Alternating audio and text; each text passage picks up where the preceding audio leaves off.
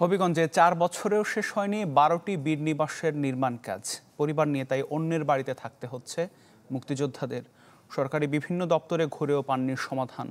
এজন্য বকেয়া পরিশোধ না করা সহ নানা কারণ তুলে ধরেছেন ঠিকাদার।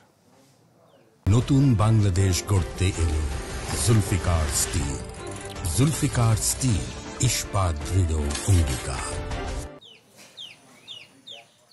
দীর্ঘদিন ধরেই শয্যাশায়ী হবিগঞ্জের লাখাই উপজেলার বীর মুক্তিযোদ্ধা সুলতান মিয়া 2022 সালে সরকারের দেয়া বীর নিবাস বরাদ্দ পান তিনি, কিন্তু 3 বছরেও বুঝে পাননি সেই ঘরের চাবি।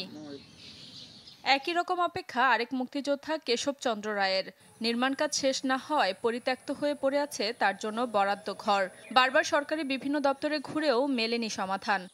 ঘরগুলি তারা করতে আসে না, প্রত্যেকটা ঘরই একই অবস্থায় এইভাবে ফালাইয়া রাখছে। এখন আমাদের ঘরগুলি সম্পন্ন করে দেওয়ার জন্য সরকারের কাছে বিশেষভাবে অনুরোধ জানাচ্ছি।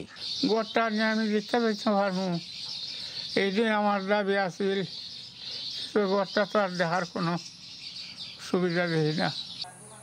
2020 সালের এই প্রকল্পের আওতায় জেলায় বরাদ্দ আসে 185টি বীর নিবাসের। এর মধ্যে 12 নিবাসের কাজ শুরু হলেও শেষ হয়নি দীর্ঘ সময়েও। এজন্য বকেয়া পরিশোধ না করা সহ নানা কারণ তুলে ধরেন ঠিকাদার। তোমরা কাজ শেষ করো, আমি তো মাদক কাজ শেষ করে দিচ্ছি আরো অনেক আগেই, আরো 6 মাস 1 বছরের কাছাকাছি দিচ্ছে। মানে রং টং করে গড় বুঝাই দিয়েছি, তো রয়েছে অর্ধেক রয়েছে।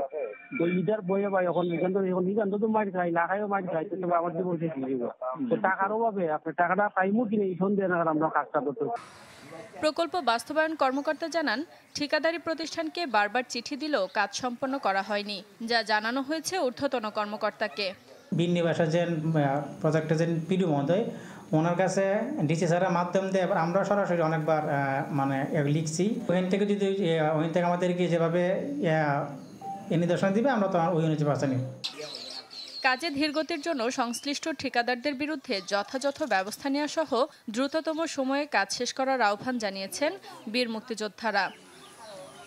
Desk report, channel 24।